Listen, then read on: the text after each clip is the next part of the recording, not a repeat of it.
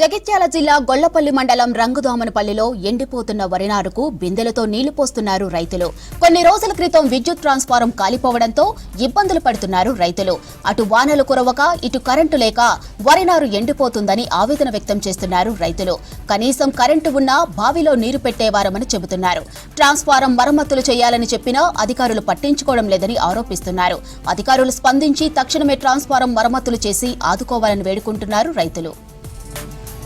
అవుతున్నది నార్లు రోజు బిల్కులే నీళ్లు లేవు, బిందెలతో మోసుకుంటున్నాము.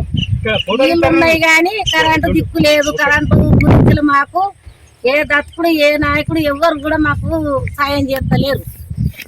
మా పరిస్థితి ఏంది? నార్లు ఎండిపోతున్నాయి. ఇప్పుడు మాకు ఈ నార్లు ఎండిపోయినాక ఇప్పుడు ఇవి మా పొట్ట దెబ్బ కొట్టే పవిత్రం అయిపోతున్నది.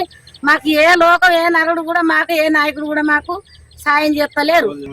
అంత ముందుకు జల్దిన మనకు అది ఏదైనా కానీ కరెంట్ మాకు వేసేటోళ్ళు ఇప్పుడు ఎవరు కూడా మాకు పట్టింపు మాకు చేస్తలేరు. ఎమ్మెల్యే సార్ మాకు దయచేసి మాకు జల్దిన మాకు కరెంటు మాకు ట్రాన్స్ఫర్ ఇవ్వగలరు.